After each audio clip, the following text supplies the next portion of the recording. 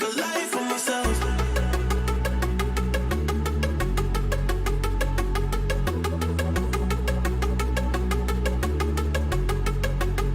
Make a life for myself.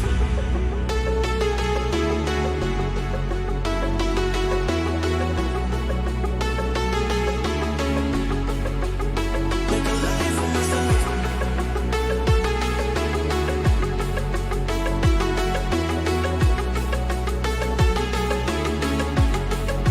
Make a life for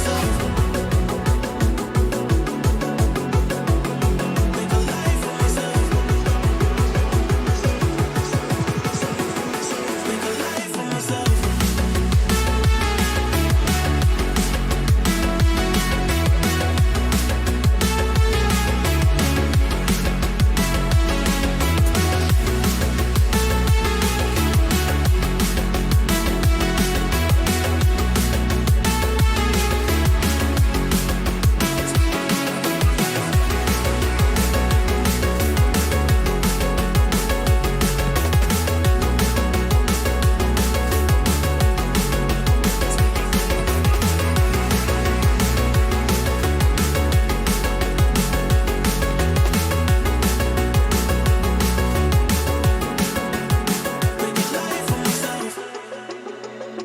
for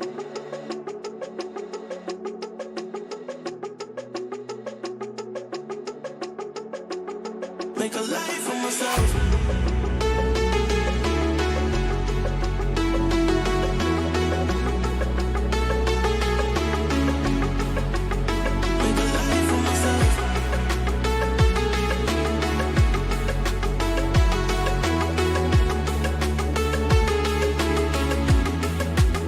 Make a life for myself. Make a life for myself.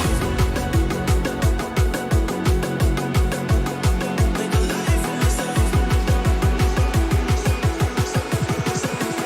Make a life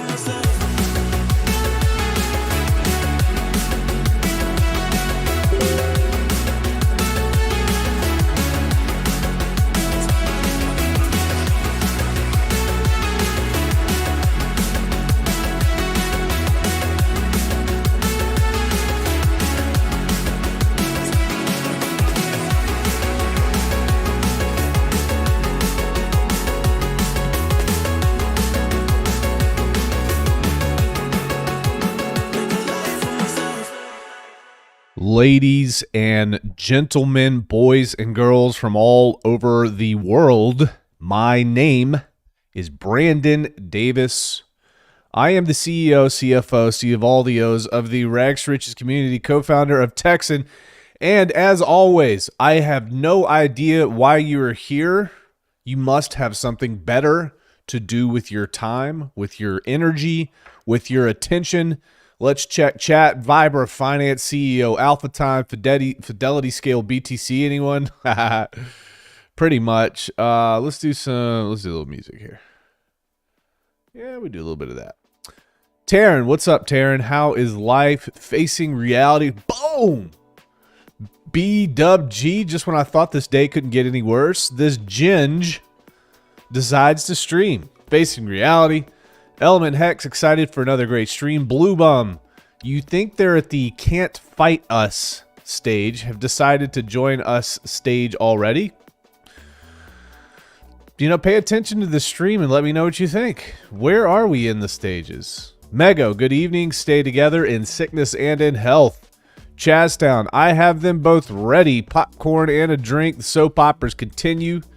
Chaztown Races, sing the song, dude. Francis Powell, hello all. Texas Life, us. DJ Dougie P.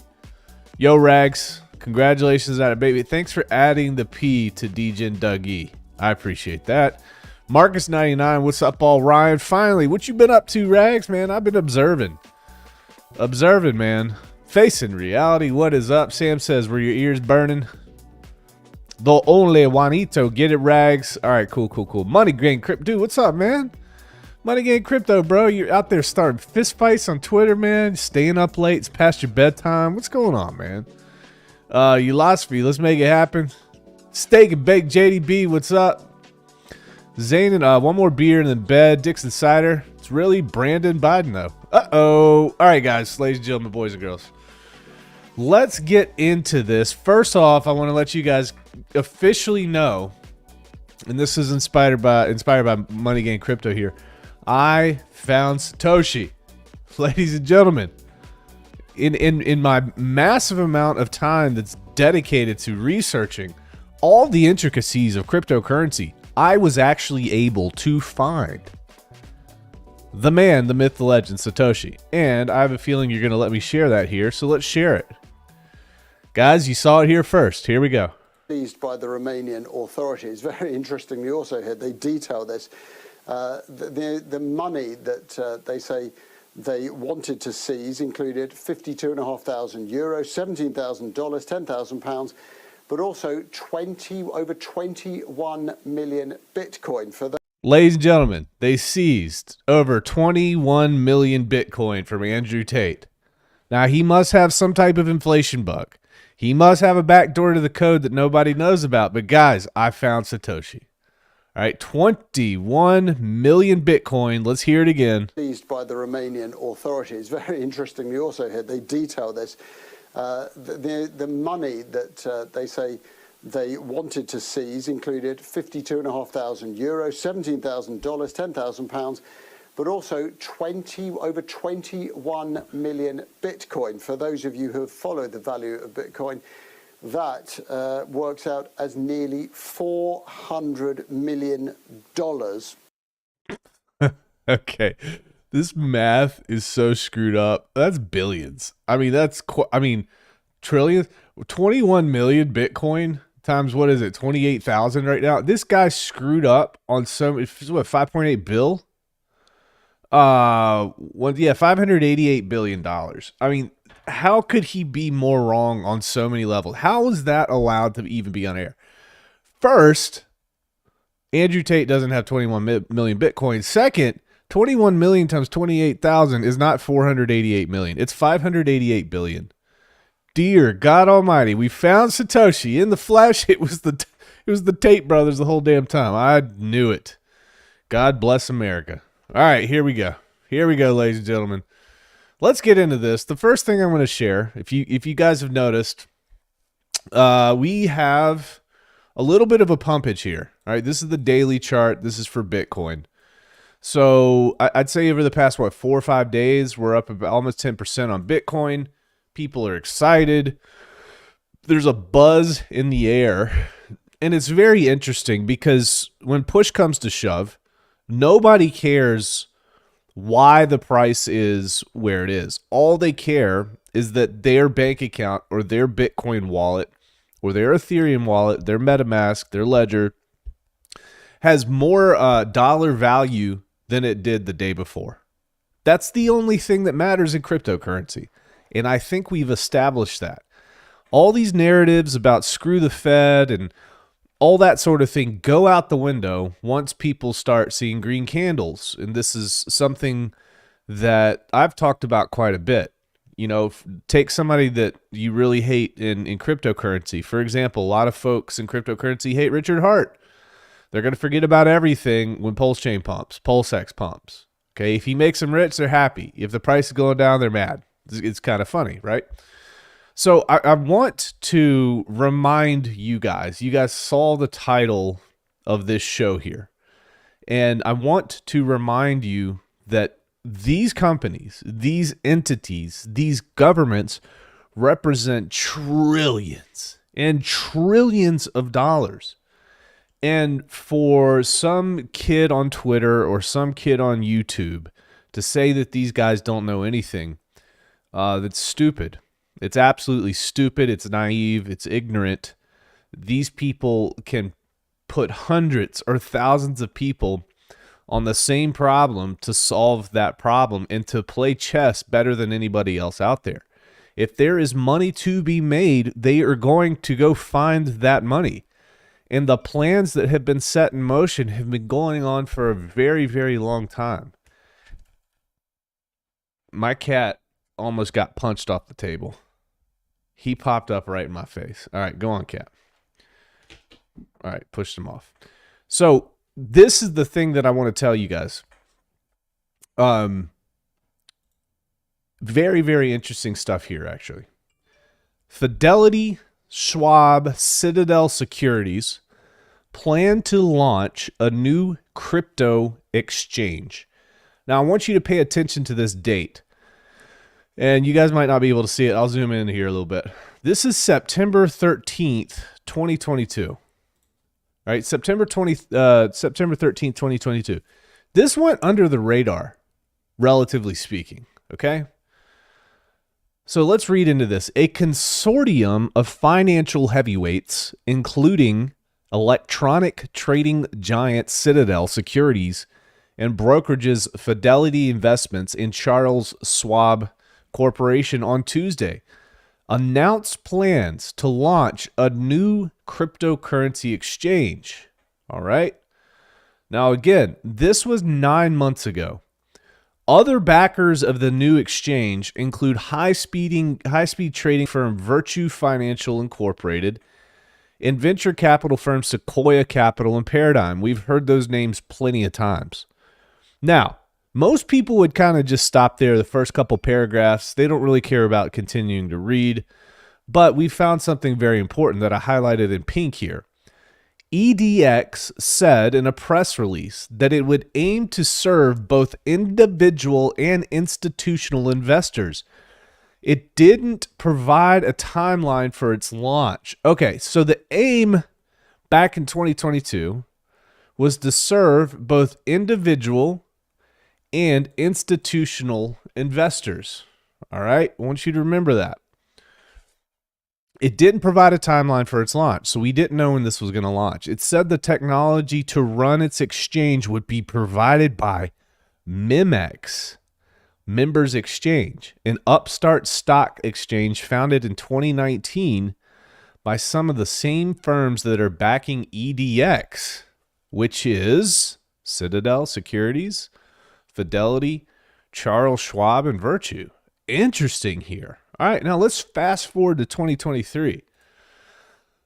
Guys, this happened today. If you haven't heard about this, I would say that this is huge news, and this just plays into the story that we've been talking about this entire time.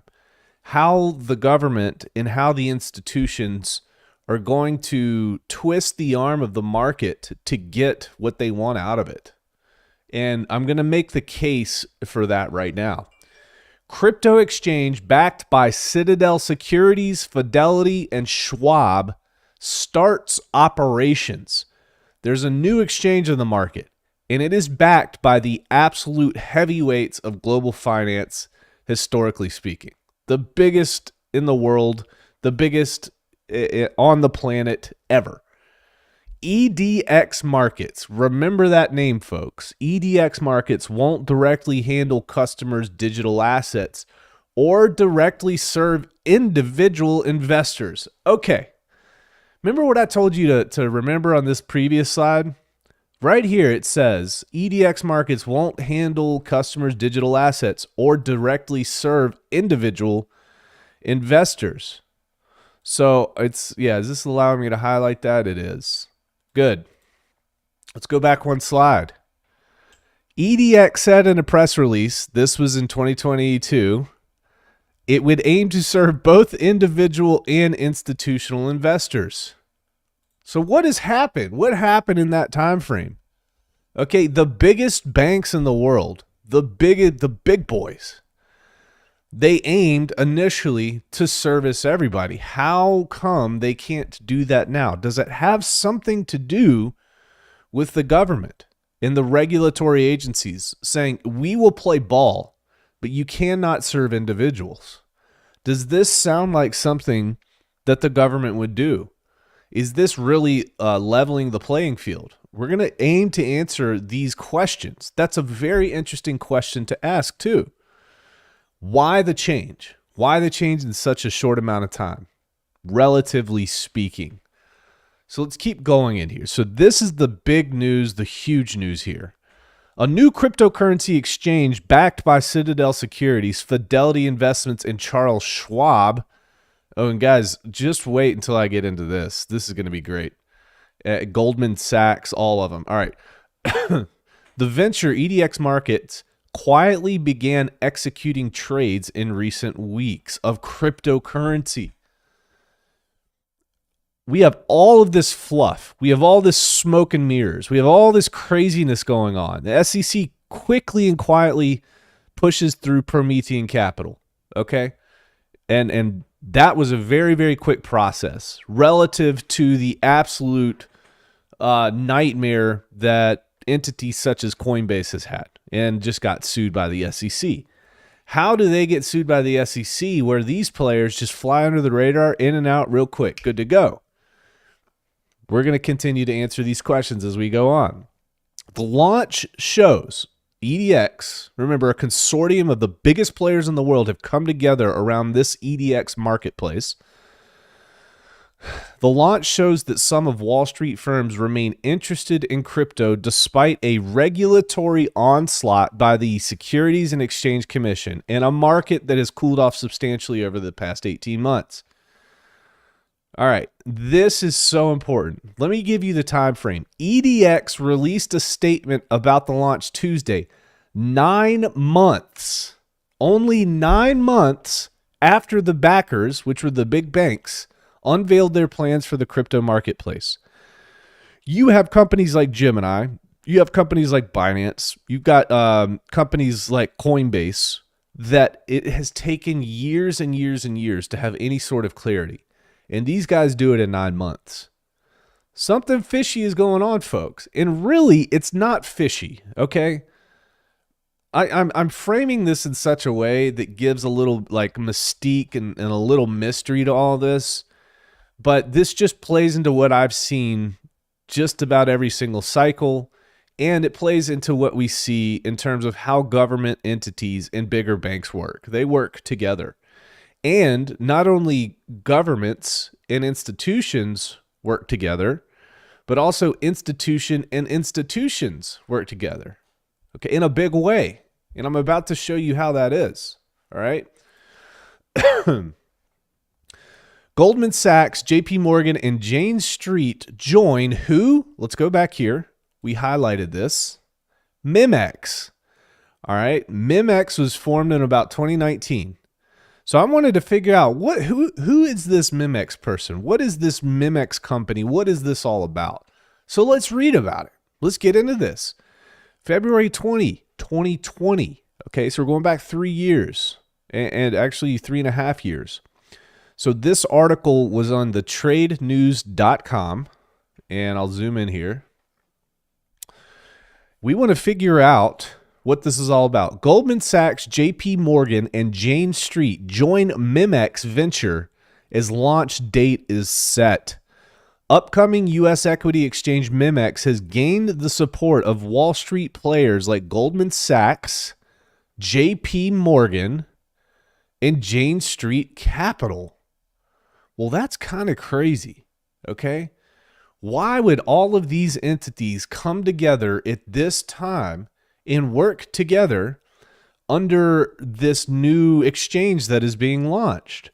Soon to launch member-owned U.S. equities exchange Memex has confirmed that Goldman Sachs, JP Morgan, and Jane Street Capital are now on their board as advisors and investors as it reveals plans to go live on the 24th of July this year. So we're creating a backstory here, folks. I am illustrating for you that these plans have been in place pretty much, I would imagine, since the 2018 top for Bitcoin. These plans have been in place to take over cryptocurrency. And here's the deal. They have to push you out of this system as much as possible. Why? You are the variable.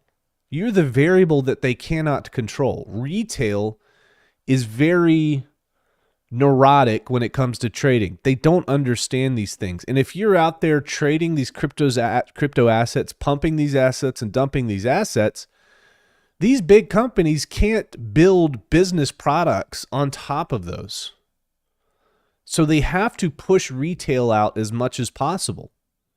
And they are using the strong arm of the government to do so. I want to remind you of one thing. And I want to make sure that I get this here. because this is actually extremely important as well before we move forward. And I want to tie this together kind of in a big way for everybody. All right.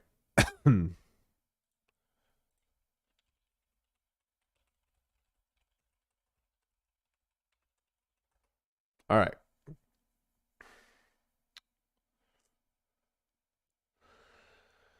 This is the big point that I want to make. Who is Gary Gensler? We've gone into extreme detail about how he was extremely politically tied. He's also tied to scholastics. He's tied to university. He's tied to that cesspool as well. All right. Did you guys know that Gary Gensler worked for nearly 20 years at Goldman Sachs? Do you guys realize that? He was one of the leading investment banking, which, yeah, it's like the top. It's one of the top leading investment banking firms on Wall Street.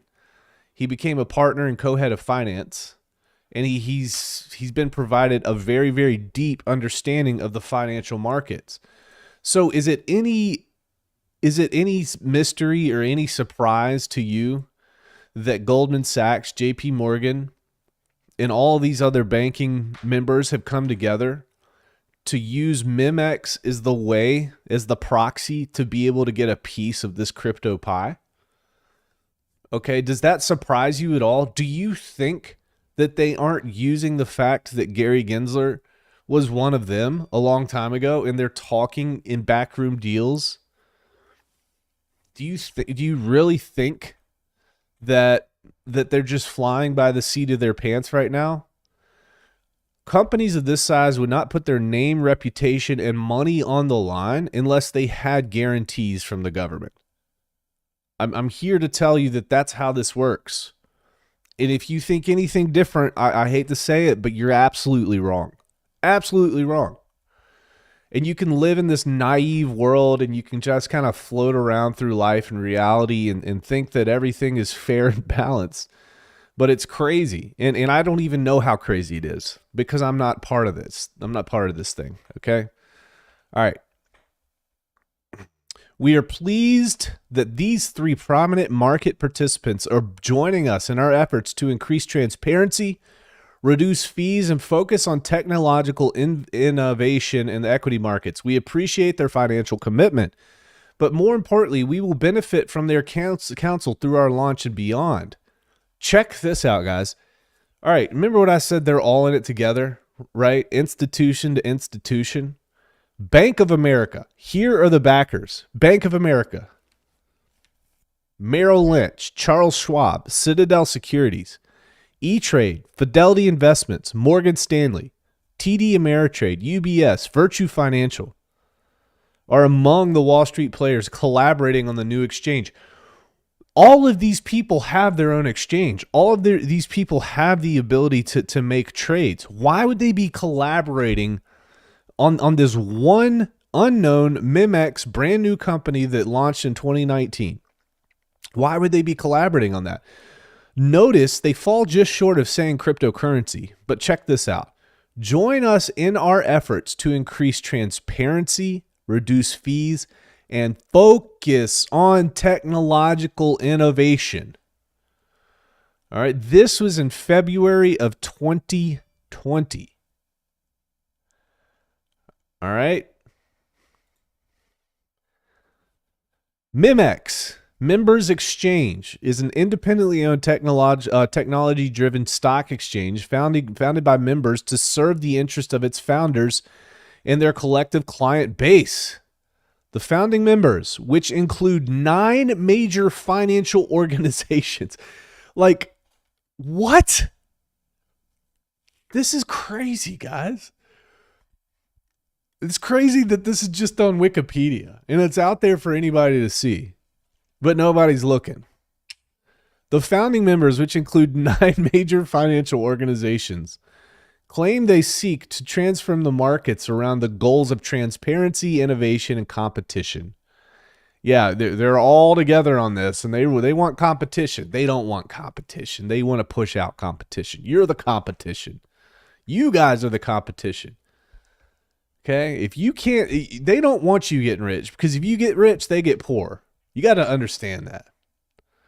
And that kind of goes deep, by the way. That kind of goes deep. We could do a whole stream on that. So they claim to seek and transform markets around the goals of transparency, innovation, and competition in order to align exchange services with the interest of the market participants. It's a member-formed equities trading platform and competes with the major equities exchanges, NYSE, NASDAQ, CBOE. MEMX was founded in early 2019 by a group of 9 banks, financial service firms, market makers, and retail broker-dealers. Okay. And here's the thing. I went through and I checked all of these references to major websites, Wall Street Journal and, Bloomberg and this and that. So this checks out. So guys, here's the thing. I'm going to tie this together for you real quick. Chat, why do you think... Whoa, that's crazy. I just got some feedback in my headphones and I could hear like a conversation that was really weird. I'm getting tapped here. All right, guys, why do you think all of this is happening? Why do you think this is a major thing here? Why is Coinbase being pushed out of the market? Why are all these small players being pushed out of the market? Why is the Federal Reserve swooping in and taking over banks that don't necessarily need to be taken over? Okay, under the guise of public safety. Why is all this happening? Because the deal has already been done. And I think the government and I think the SEC is holding up their end of the deal here, folks.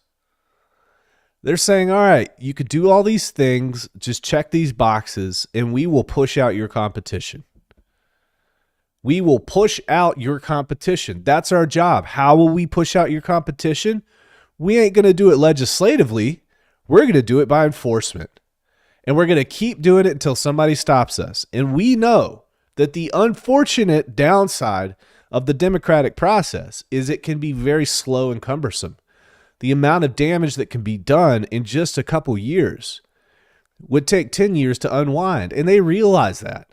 Now, what's the significance of taking 10 years to unwind the damage that's been done? In that 10-year period, those people that did those backroom deals with the government, those major banking institutions that have hundreds and hundreds of years of combined experience, and their networks are vast, and many of their former employees are in the government, and many of the government employees, former government employees, are now in the banking industry. They're all working together on this. The SEC is picking and choosing winners. The government is picking and choosing winners the entire time. Let me ask you something. Do you think that Morgan Stanley, Fidelity Investments, Charles Schwab, Citadel, all these people, how come they've been silent through this entire process? How come they've been silent when they've seen these injustices by the SEC? Injustices. We don't need to justify these injustices because we understand what they are. They are a direct attack. They are a direct attack on people who were not a part of this deal. Let's go back even further. A year or two ago, I said, what's going to happen here? And we're going to continue to tie this in. It wraps very well together. We said that they're going to push out competition. They're going to pick and choose the exchanges that they're going to want to do business with. The government will. Those are the only approved exchanges. If you don't play by those rules, they're not going to play. Now, what's the next thing here? Beautiful timing. What are those exchanges going to be used for? Mark my freaking words right now, guys. There's a handful. There's probably going to be probably 5 to 10 regional exchanges in the United States that the federal government will allow people to do business with. And this is all coming into focus now. What are these exchanges going to be pushing as well? Dun, dun, dun. Look at this. All right, so this press release was on March 15th, 2023. Federal Reserve announces July launch for the FedNow service. The FedNow service, we've known about this. We reported on this a while back. This is the first iteration in the evolution to the CBDCs, at least the vehicle to get there. And this comes from the FederalReserve.gov, the Board of Governors press release. The Federal Reserve announced that the FedNow service will start operating in July and provided details on preparations for launch. The first week of April, the Federal Reserve will begin the formal certification of participants for launch of the service. Early adopters will complete a customer testing and certification program informed by feedback from the FedNow pilot program to prepare for sending live transactions through the system. Guys, do you see it now? Is it clicking? You see what they're doing here? They're picking the players that they want to do business with, that the people that they trust in corruption, okay, which is the federal government and then these top banking Wall Street players. They're doing this. And I'm going to keep, dude, it's just so crazy how this all makes sense. It's just all connected so beautifully. And depending on how you look at it, horribly, I guess. So they are going to push the FedNow, we'll just call it, I don't know, we'll just call it FedNow the CBDC, for lack of a better term, okay? It's going to get there eventually. They're going to push it through Mimex. They're going to push it through Promethean. They're going to push it through, I think there were 2 or 3 that were approved last year in Boston, in New York. They're going to push it into these places that are playing ball with them. And, guys, I want to talk to you about the importance of this as well. Where does all the inflation go? The inflation passes through us. The government gives us checks, and then it's spent with companies, and those companies hoard the cash. So really, inflation, the Federal Reserve uses us to launder the money to the big banks and companies. Well, how do I know that? Well, they never damn pay the money back, do they? No. They know that it's going to get to the companies eventually because we pay those companies for goods and services. Now, what's big about this, guys? I told you that the biggest problem that faces crypto today is the fact that these institutions are in bed with the government, and the government has the ability to print as much money as possible to be able to buy up these markets. They can print it out of thin air, and they can snatch it up. They do it in tricky ways. MicroStrategy has 140,000 Bitcoin. Who owns 10% of MicroStrategy? BlackRock. We're going to get into BlackRock now. We're going to tie all this together and see how all these little pieces are working. Okay, so this was June 15th, 2023. It was 5 days ago. BlackRock files for spot Bitcoin ETF. What is the significance of this, ladies and gentlemen? Why is an ETF the panacea? And tell me this, folks. Why did BlackRock have the cojones, have the balls to file this ETF in the midst of some of the most stringent, actually the most stringent cryptocurrency regulation to date? Why did they do that? Unless they had assurances. It wasn't about being ballsy. Maybe that's how some of the simpletons kind of view this. But it's not about being ballsy. They're not trying to fight the system. They're a part of this. They benefit from the government. They benefit from the Federal Reserve in a huge way. In so many ways. I should really do a stream on that. I could do probably like a 5-part series. So why is an ETF very important? Well, think about this. How does Wall Street do so well? If you guys, where do they get all their money to play with? They get their money from you. Why? Because there's some guy who works at Yokohama Tire Plant, and he's been working there for 30 years, and he's got this little thing called a 401k. And he takes money out of every single paycheck, and he dumps it into Wall Street. On repeat. It's unlimited funds for all Wall Street from you guys as well. So what's the significance of an ETF? They can keep that relationship strong with the people that are leeching off of, with the people that they're leeching off of by offering more products and services. Bitcoin is going to be something that is trendy. It's exciting. A lot of older folks have been looking to get into Bitcoin and cryptocurrency, but they can't because they don't understand it. What if they're just able to go to Edward Jones, or they're able to go to Charles Schwab, or they're able to go to Merrill Lynch or JP Morgan and say, hey, I'd like some diversification. I'd like 5% of my portfolio into Bitcoin. Hey, no problem, Joe. I got you, man. No problem, Sally. I got you, man. Or got you, gal.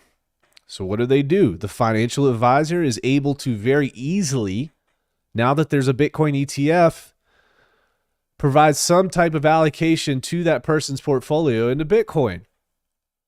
Now, what is an ETF and what's important about it?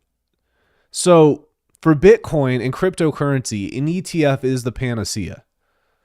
A Bitcoin ETF would provide a regulated framework and easily accessible investment vehicle for people to have exposure to crypto. This will absolutely 100% increase the adoption of cryptocurrency. What else does it provide? Well, ETFs, because it's connected to the stock market, it's connected to banks, it's federally regulated, there's options to have insurance in case things get shot to hell.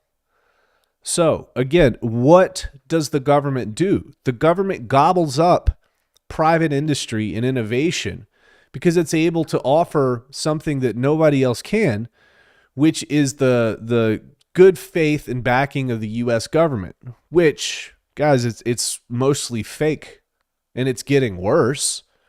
We've seen this bubble pop.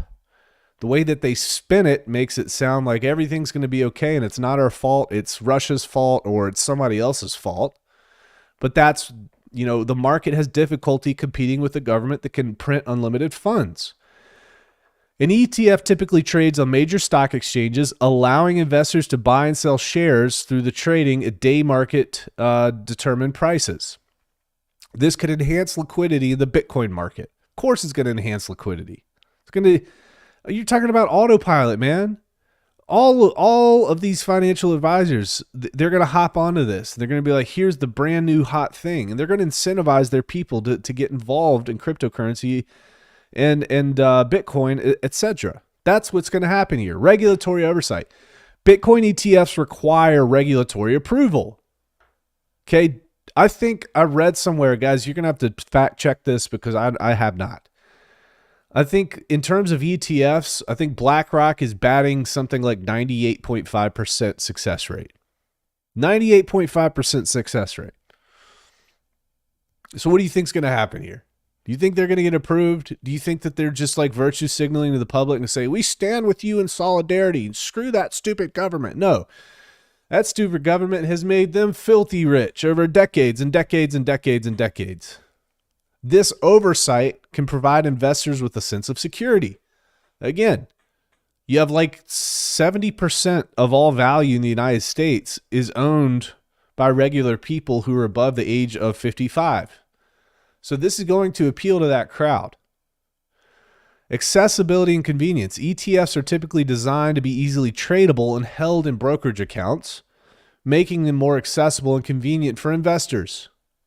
Investors can buy or sell ETF shares through their existing brokerage accounts. And lastly, here's another benefit. You've got market efficiency. Yeah, Viber says BlackRock is 99.8%. Okay. So the introduction of a Bitcoin ETF can potentially contribute to the overall efficiency of the Bitcoin market. Now, why is this all important here? Ultimately, if you read the Satoshi white paper, what's happening right now is, guys, don't let anybody twist your brain around this. What's happening right now is an absolute takeover of the existing financial system of cryptocurrency. They are going to corner the market. They're going to have the most shares of Bitcoin. They can move it up. They can move it down. They can do whatever they want with it. That's not what all this was intended to be. It was intended to move away. The governments and, let's say Elizabeth Warren, for example, and they talk about how bad cryptocurrency is and how it's just schemesters and fraudsters. And really, she's just ironically talking about herself with every comment that comes out because she supports the Federal Reserve System. All of this is just a mockery of what the original Bitcoin white paper was. In fact, you know what I should do? Let's read it. Let's read the first couple paragraphs. Let's let you know what this was intended to be. This was solving.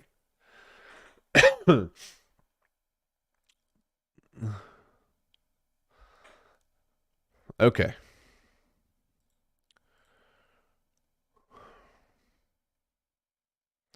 Waiting for this to load. I have a sneaking suspicion this isn't going to load, so let's go here. Here we go. All right, guys. This is the introduction.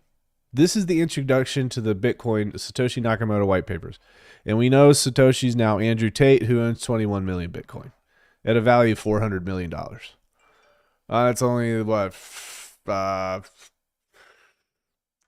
don't know, 549 billion short.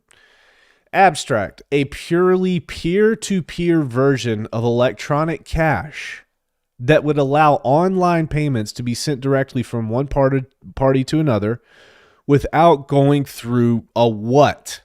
A financial institution. You guys see this?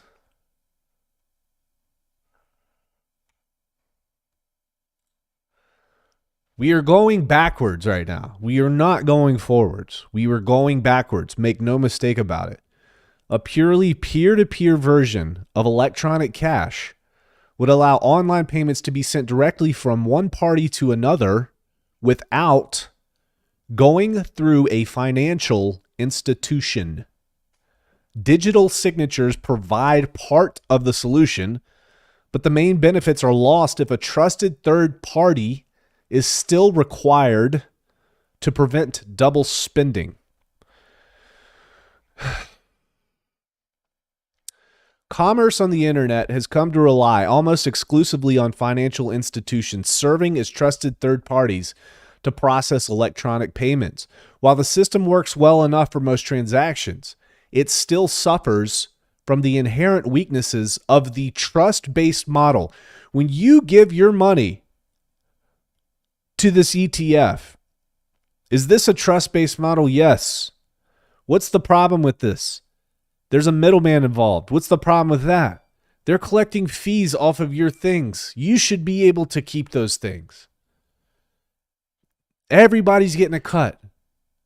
You know what? And that money adds up significantly over time. And we've seen that time and time again. The cost of mediation increases transaction costs, limiting the minimum practical transaction size and cutting off the possibility for small casual transactions. And there's a broader cost in the loss of ability to make non-reversible payments. What do we need here? We need an electronic payment system based on cryptographic proof instead of trust. Okay? And we can keep going on and on and on here. And we can get into the white paper. You guys should definitely read this. It's extremely important. But this was birthed out of what happened in 2008. Right? We trusted people to make really, really good decisions with their money. And that resulted in who knows how many people committed suicide in 2008? How many people? And who is held accountable? Oh, it's just the market. Oh, it's just, the Federal Reserve, they just do their best to keep inflation under control. No, the purpose of the Federal Reserve is to make sure that inflation keeps hitting the market. That's the purpose. It's not to control inflation. It's to divvy out inflation, folks. All right. Why is this? Now, let's take it from a greedy perspective and selfish perspective now. Why is this beneficial for you? Here's why it's beneficial for you. It's going to make the case for Bitcoin much stronger. This is happening, I would imagine, 6 to 8 months before the Bitcoin halving. Right now, make no mistake, this was all planned in terms of the broader narrative of the Bitcoin halving pumping the market. So this is strong. Why else is this strong? We have something called the GBTC discount, okay? Here's the GBTC discount. Grayscale is a company that went in and they purchased a bunch of Bitcoin and they issue shares. All right. Now, what is crazy about this? What's crazy about this is, let me zoom out a little bit. This line in the middle, this represents 0 discount or 0 premium. So that means right now, compared to the price of Bitcoin, you can actually buy the shares at 36% under the price of Bitcoin. Why would you go out and why would you buy Bitcoin if you could go buy these shares? Okay, this doesn't pump the market per se. This does not pump the market. Why does this not pump the market? It's because you're buying shares of existing purchased cryptocurrency, of Bitcoin. Now, what is the significance of BlackRock filing for this ETF?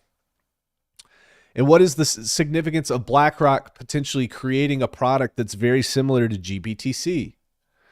It's because now there's going to be competition in the marketplace. If there's competition, if GBTC has competition, that's going to cause this premium to shrink. And as this premium shrinks, the closer it gets to the actual price, the more likely people are to actually spot purchase Bitcoin or market buy Bitcoin. This can be a very, very strong indicator about where we are going to go.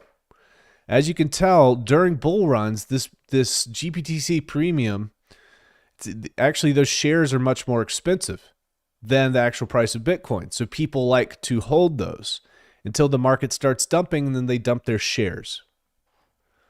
So if we zoom in here, and can I see the 1 day? We see that the price has decreased by probably about 10%. The discount has decreased by 10%, which is very, very good if you're looking at Bitcoin. Okay, what else is important about this? A healthy Bitcoin means a healthy market in general.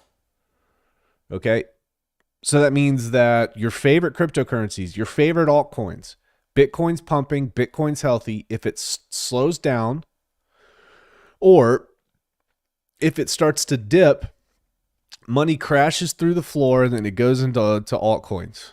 And it goes into other layer ones. It goes into Pulse Chain. It goes into PulseX. It goes into Texan. It goes into Hex. It goes into Hedron. It goes into your favorite thing. So this is an indicator of the beginning. And I will say that I think that these guys are trying to time the market. They want to get into the very, very bottom. That's going to provide the most upside. It's going to look the best for their shareholders. Okay? They're not going to get into this thing and make it look like it was a failure. It's going to be successful. All right, here's another article saying that Bitcoin is looking a little bit different than it has in the past couple months. The market appears to be in a period of quiet accumulation, which suggests an undercurrent of demand. Bitcoin is becoming illiquid at $147,000 a month, in signal of steady accumulation. So the amount of liquidity that is represented in Bitcoin is decreasing. People are starting to buy it. They're pulling it off the market and they're holding it. Bitcoin is flowing into wallets controlled by illiquid entities or network participants with little to no spending history at the fastest rate in 6 months, indicating a bias for accumulation for long-term investors. All right. All right, so that's important. All right, so guys, the entire purpose, the entire point of this whole conversation with you here today is to show you that these people are interested in making money and they are interested in hijacking crypto to do so. And these plans have been in place for a very long time. And I just encourage everybody not to be naive, not to think that these folks don't know what they're doing, because they do know what they're doing. They know what they're doing, and they're in communication and planning, active planning and premeditation when it comes to what initiatives that they want to execute on the markets. And I hope that I've through I don't know how many examples, outlined that these things actually exist. And what I'm telling you is actually true to some extent. All right. Let me check chat here. Let's check. See if there's any smart or any type of comments that can contribute to this. I know most of the IQ of this chat is extremely low, so I won't hold it against you guys. Hey, Rags, I won't hit the like. I'm 10 minutes late. I'm going back to watch from the start. Might hit the likes if it's any good. Please don't. Viber Finance says, Hucksters, academaciated. They twist the arm, we break a kneecap. Seems simple to me. This sounds like the new SBF. The funny part is, if you compare what SBF has done to what these institutions and the federal government has done, SBF is like pee-wee football in these institutions in terms of the damage that's done is like varsity football. It's absolutely insane. We're just holding. Wear Pit Viper sunglasses again. Make Pit Viper sunglasses good again. The Crypto Wonder Podcast, the Reverend, cracking me up on the daily. Dixon Sider says he's not Satoshi. He just collected a ton of crypto from his trafficking. He's involved with Circle and Ripple. FedNow release instant payments next month in July. Yep. Not only do they do the work together, they work against us, the people. Yeah, because here's the thing. They think that not everybody can win. They see you as tools. You got to understand that. The people at the top, the people that have money buys influence. They say in order for humanity to succeed, we have to separate humanity out into specific classes, into specific functions. There have to be X amount of construction workers. There have to be X. So they plan. They plan in that way. And they subtly and not so subtly push you into the avenues that they want you to be pushed in. And sometimes incentivize you to do that as well. They don't see you as a sovereign entity that can make decisions for your life yourself. Which is also why they want to control everything about you. They want to control your money. They want to control your decision-making abilities. Because if you can actually make decisions on your own, and you're part of probably the 3% of the world's population that actually thinks for themselves, that represents danger to them. You forgot your tin foil hat, Rags. What up, Rags and peeps? Hexy Quinn with the pink dinosaur awkward thing. Texas Life, Texan Token OPHIR, Hex, XRP, XDC, XLM Quant. I can't wait. DJ Cryptomatic in the house, Hexcavator. Wikipedia, that can be edited, but it's also cited. One could not make this up. There ain't no competition because we are the best. Dougie Fresh. Oh, my online ghost with the star. Nice to have. Rags, when you get rich, will you be my dad? Paul, I am your father. Moon Mutt. Hello, Mr. Rags. Sorry, I'll turn the tap down. Paul, are you saying the government is corrupt? No, the government's not corrupt. They're freaking like Mother Teresa, but Mother Teresa is probably correct. And working against the ordinary people. Gary's probably in a frat with all of them. I guarantee you he was on a yacht with all of them. Guarantee you that. FedNow starting next month. Kraken is also on board with the FedNow. Yeah, guys. It's here. And nobody's going to fight it. Very few are going to fight it. Why? Because you're going to see that the bull market comes back in here, folks. And people are going to forget that there are ever any problems. They're going to be happy. They're going to be drunk with money. They're going to be inebriated, intoxicated. And people won't start talking about these sort of things, with the exception of very few, until the next bear market. Susie Q, hi, wonderful Rags. Good to see you, fam. XOXO. A recent report by Goldman Sachs Investment Banking Division, overview of digital assets and blockchain, identifies Ripple as an opportunity in payments. BlackRock, Ripple's involved with a lot of folks, guys. Ripple, we've reported on a long time. Thanks to Viber Finance, he really put me onto this. I mean, Ripple I think that whole lawsuit is just complete and utter BS. I really, really do. They can also bar against our pensions. Yes, they can.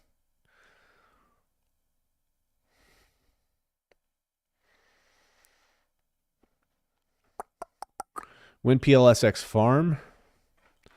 Completely EVU people. What's up? Afternoon. C-Hex my pulse. Checks my pulse. Great stream, Brandon. It's so unlike you. Sam, I freaking am with the zingers. All right. Is Facing Reality in here still? It's only 3 a.m. where he's at, so he's bound to be awake for at least another 7 hours. A History of Central Banking and the Enslavement of Mankind is a book that can be found online. I suggest seeing it if it interests you. Reading it, cool. Let me check here. Facing Reality's here.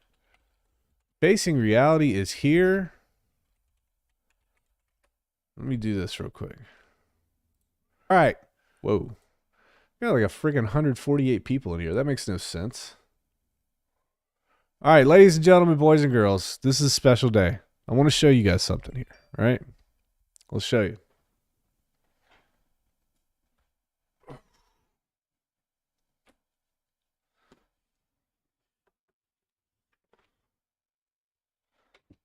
Look at that.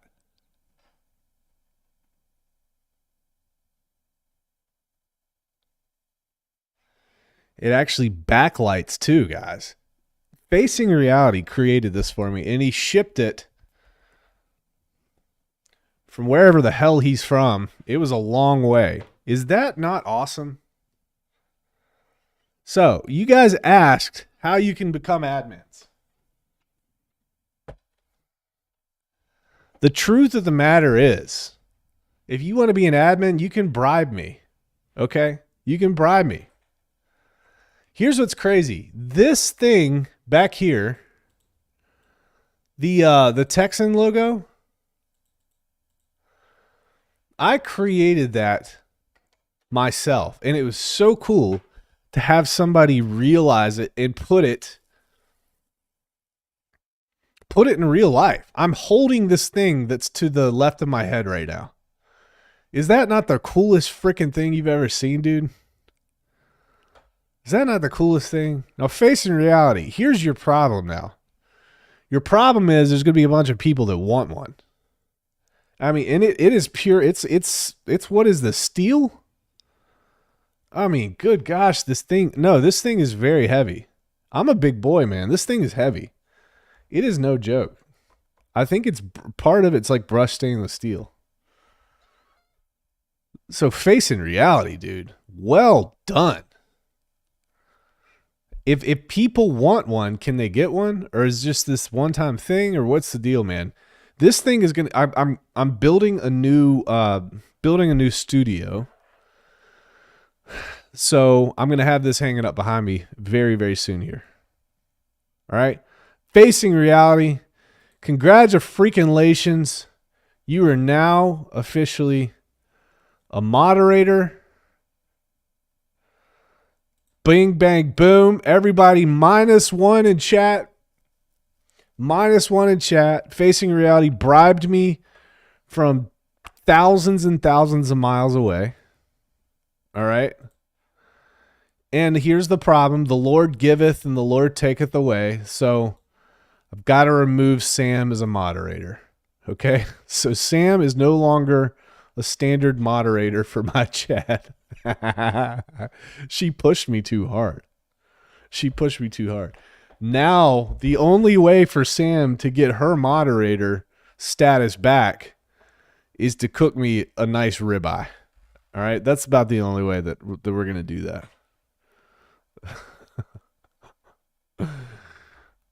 Yeah, that's sick, bro. I want one. Quit playing rags. 2-day air. You try to act like you're better than the Fed, asking chat to give you bribes. Guys, listen. I don't claim to be a public servant here, folks. I mean, the Fed, it's unelected bureaucrats. But guys, I have no moral compass. I can do whatever I want. Okay. This is not Burger King. You cannot have it your way. This is an absolute dictatorship. Sometimes I'm benevolent, sometimes I'm not, depending on the pills that I'm taking that day. So you guys got to just deal with it, man. I don't really know what to tell you. All right. Let's check. All right.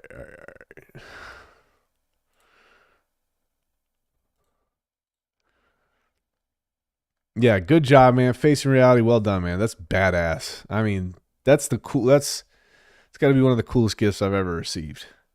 One of the coolest gifts ever. Yeah, no vegan mods allowed. Amen to that, dude. What kind of outfit are you running? That's the sweatshop you're running. Dude, I told you. Guys, have no expectations about who I am or what I'm about. Please.